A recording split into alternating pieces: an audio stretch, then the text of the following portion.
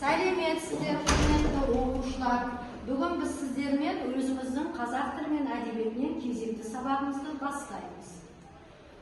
Қал жағдайларыңыз қалай? Ендеше сабағымызды бірінші амандасудан, одан кейінгі сабағымыздың барысын бір-бірімізге жақсы тілек тілеуден бастайық. Барлықтарыңызды ортаға шақырамын. Келіңіздер. Бүгінгі сабағымызды керемет тілектермен жалғастырайық. Бүгінгі сабағымыз күшті болып өтсін. Аман болыңыздар. Жетіске жете біріңіз. Зерттейік. Зейін өссін. Барыңғы ойнай болсын. Білім айырық. Қолышқа білінік. Сабақ сәтті өте. Табысты болыңдар. Қойына болады. Тез шаршамайық. Жақсы, міне көрдіңіздер ме? Әлем сияқты біздің мына гүліміз де біздің бүкіл ықыласымызды алып келді. Ал жақсы, барлық тілектер орындалсын, бастапқыда бөлінгендей өз орындарыңызға отыра қойыңыздар. Үй тапсырмасын еске түсіруден басталады. Үйге қандай тапсырма берілді? Жүсіпбек Аймауытовтың София қандай әңгімесі? Әнші әңгімесі тексереміз. Біз үй тапсырмасын тексеруді бастамас бұрын талаптарды ескертіп қояйық. Біз бірінші топтан бастаймыз. Жаңа келгенде сіздерге мынандай екі таратпа қағаз берілді. Бірінші топта қалалардың аты жазылған, яғни сіздер ежелгі қалалар деп аталасыздар. Екінші топқа азық-түлік тауарлардың аты жазылған, яғни сіздер екінші топ тауарлар деп аталасыздар. Бұл үй тапсырмасын тексеруді біз ежелгі қалалар тобынан бастаймыз.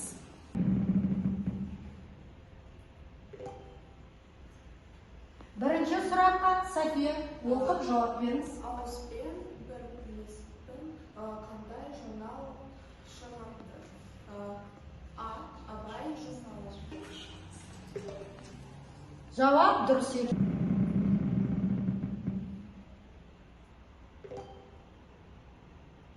Жастар қандай музыкалық аспаптарда ойнайды? Б. Домбыра, скрипка, сырнай. Тексерейік. Бұл жауапта дұрыс екен. Әнші әңгімесіндегі жастар қандай мерекеге дайындалып жатыр? Наурыз мерекесі. Тексерейік. Керемет, бұл жауапта дұрыс.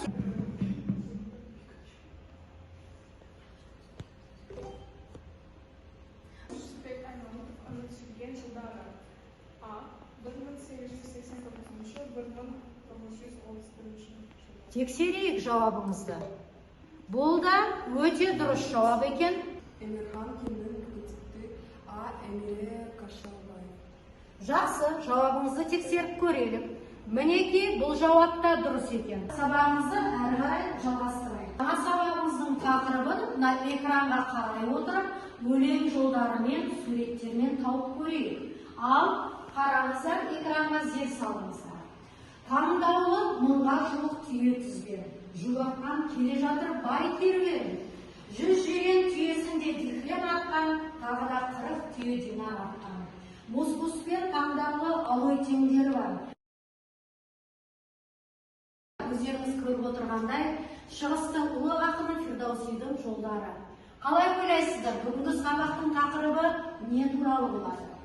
Ал, Камила? Ұлы жібек жолы туралы. Санжар, сіз қалай ойлайсыз? Мен де дұрыс ойлаймын. Жақсы, оқушылар ойларымыз өте дұрыс. Бүгінгі біздің тақырыбымыз сауда тарихы және ұлы жібек жолымен байланысты. Сабағымызды бастамас бұрын, міне тағы да естеріңізге сала кетейін, қандай бөлімді бастап жатырмыз бүгінгі сабақта, және осы бөлімнің бірінші тақырыбы міне алдарыңызда тұр. Дәптерлеріңізге жазып алыңыздар. Күнді және бүгінгі сабағымыздың тақырыбы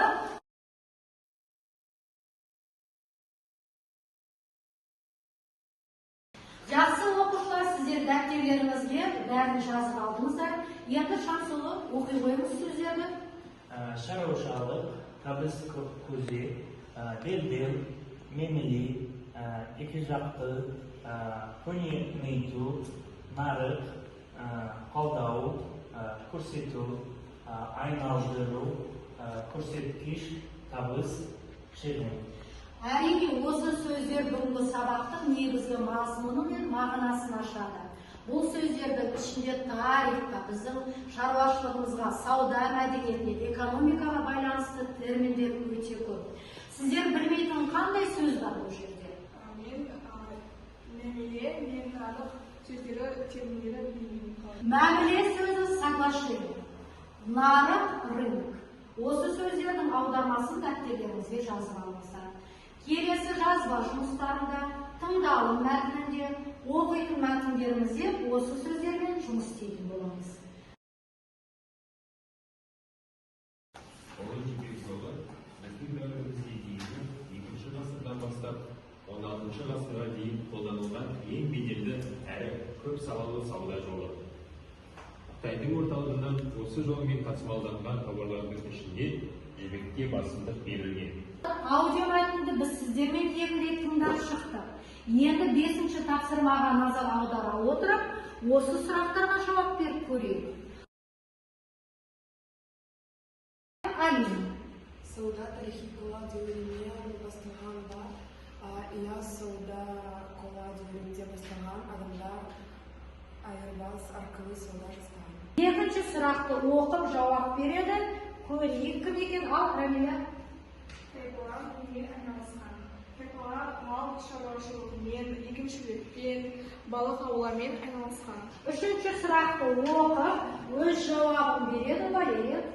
Мал шаруашылығы адамға не берді? Мал шаруашылығы адамға ет, сүт, жүр және балқалы берді. Жақсы, өте дұрыс. Қазафарова. Екі жақты зат алмасуға не себеп болды? Адамдардың әртүрлі заттарға мұқтаж болуы екі жақты зат алмасуға себеп болды. Өте дұрыс. Ал енді соңғы сұрағымызды оқып жауап беріп көрсін Аймир. Саудада адамдар қандай мәмілеге кірді? Сауда адамда тауар алмасу, бағаға келісі және сенімге негізделген мәмілелер жасады. Оқушылар жауаптарыңыз өте керемет шықты. Сіздер бүгінгі тақырып бойынша толыққанды білім алу үшін енді бейнебаянға зер салыңыздар. Ұлы жібек жолы туралы не білесіңдер? Оның тарихи маңызы қандай болды? Ұлы жібек жолының қандай маңызды жолдарын білесіңдер? Ұлы жібек жолының қандай маңызды қалалары болды? Қазіргі заманда ұлы жібек жолына ұқсас сауда жолдары бар ма? Осы сұрақтарға жауап берейік. Еуропа мен Азияны байланыстырып жатқан ұлы жібек жолы адамзатты ғажайып жетістіктерге жеткізді. Ең негізгі сауда жолы Тянь-Шань тау сілемдерімен Сырдария, Талас, Шу, Іле аңғарлары арқылы Қытайға ұласқан. Жауаптарыңыз үшін мынандай карточкалар берілді. Бір карточка 10 балға теңеледі. Міне көріп тұрсыздар, сабақтың соңында осыларыңыз журналға бал болып есептеліп қойылады. Келістік пе? Сондықтан да білімдеріңізді көрсетіп, көп бал жинауға тілектеспін. Әрі қарай сабағымызды оқулықпен жұмыспен жалғастырамыз. Оқулықтың 6-шы беті 7-ші тапсырманы аша қойыңыздар. Қазір сіздермен осы мәтінді оқып шығып, қандай туынды істеулер бар екен, соны табуымыз керек. Ал мәтінді бастап оқиық. Бұл мәтінді тауарға толып бастай қойыңыздар. Енді бастаймыз. Бір сөйлеммен оқиық. Қалада өлеңдер мал, егемені клиенттер, салаларының дамуы нәтижесі қоғамда азаттылық зат көбейді. Осыған байланысты адамдар заттарын қажет затында айырбастай бастады. Саудаласқан кезде зат айырбастың адамдардың арасында дәлелдер жүрді. Саудада екі жақты мәміле жасалатын тауар түрі ақша деп аталды. Кейін тауар айырбасының халықтар арасындағы қарым-қатынастың өзгеруі нәтижесінде ақшаның құнынан суреттерді сөйлету әдісі бойынша талаптарды түсіндіре кетейін. Қазір әр топ ортаға шығып, кім дайын, өздеріңіз бірінші әңгімелеп айтып кетесіздер. Сосын сіздердің әңгімелеріңіздегі үстеу қайсысы, оны жеке атап кетесіздер. Содан кейін барып орындарыңызға отырып, екінші топ ортаға шығып, өздерінің суреттерін сөйлетеді. Сіздер сөйлеп болғаннан кейін, міне тақтаға арнайы магниттер дайындап қойдым. Сол жерде суреттеріңізді іліп қалдырып кетсеңіздер. Жеріңіздер ортаға.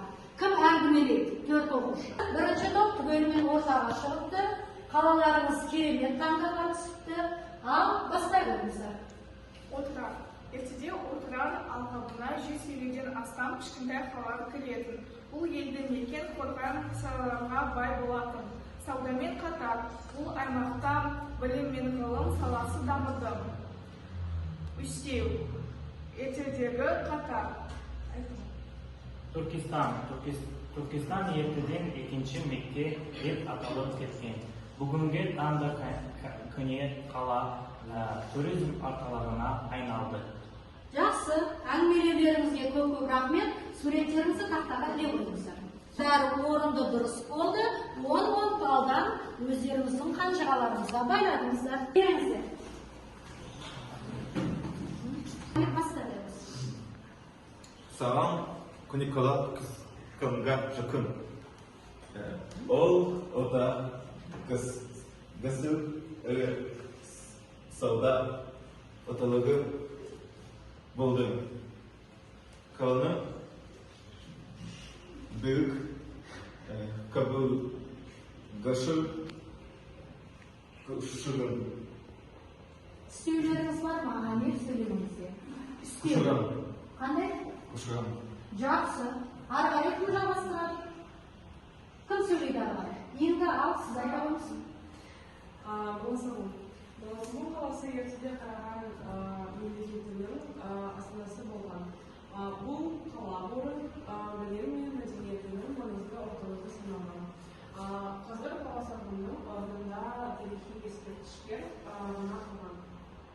Үстеуіңіз бар ма сөйлемеңіз? Иә, ертеде бұрын және қазір.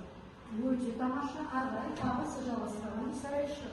Ертеде кезде Сарайшық қаласы. Өте үлгілі болған.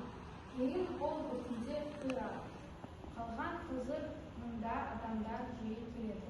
Үстеу кезде біртінде қарап жиі келеді. Саяп қаласы Ұлы Жібек жолының бойында орналасқан. Бұл Жібек жолының қаласында Саяп қаласында әртүрлі елдерлер келіп сауда жасады. Үстеу ежелден жолының бойында. Жақсы, өте жақсы. Оқушылар, міне екінші топтың да жауаптары керемет болды. Сіздер де өз суреттеріңізді тақтаға іліп қойсаңыздар. Оқушылар бәрін көріп, тамашалап отырсын. Сабағымыз бойынша сіздер бұны әңгімеледіңіздер, бейнефильм көрдіңіздер, аудиомәтін тыңдадыңыздар. Соның барлығы міне терминдерді қолданып, үстеулермен өздеріңіздің шағын әңгімелеріңізді жасап шықтыңыздар. Енді біз сіздермен жазылым үлгісіне көшейік. 12-ші тапсырма, бұл жерде көне сауда жолы деген тақырып бойынша кластер құрастырасыздар. Ал екінші, 14-ші тапсырма, осы мәліметтерді негізге ала отырып, дұрыс еместігін таңдайсыздар. Бірінші, 12-ші тапсырма бойынша кластер, Рамиля оқушымыз. Не жасаңыз? Көне сауда жолы. Бірінші, Ұлы Жібек жолы. Екінші, Лазурит жолы, Нефрит жолы, Бұлғын жолы. Үшінші, саудаланған тауарлар. Төртінші, негізгі орталықтар. Қытай, Самарқан, Бұхара, Тараз, Отырар, Сығанақ. Ұлы Жібек жолы Еуропадан басталады. Дұрыс. 8-ші. Ұлы Жібек жолы Чжан Цянның саяхат нәтижесінде 2-ші ғасырда ашылған. Дұрыс. Негізгі атауы сөз тіркесі ол Ұлы Жібек жолы. Сіздерге тапсырма, осы әріптері бар сөз тіркесін ойластырып, қазір айтуларыңыз керек. Сіздерге дайындыққа 1 минут уақыт беріледі. Оқушылар, осы тапсырмаға берген уақыт аяқталды. Қазір біз осы сұрақтың жауабын тауарлар тобынан бастайық. Жақсы, Санжар. Ол көне қалалар. Валерия. Ол үгік саяқ. Санжар, кеңесбай. Ұры мемлекеттер. Енді Байырғы сауда. Сафи. Ежелгі жол. К. Байға қала. Ж. Жол, жылдау. О. Орта Азия. Өте жақсы. Ежелгі Қазақстан. Ылғи жүру. Оқушылар, бұл тапсырманы сіздер барлықтарыңыз дұрыс түсініп, жауапты дұрыс бердіңіздер.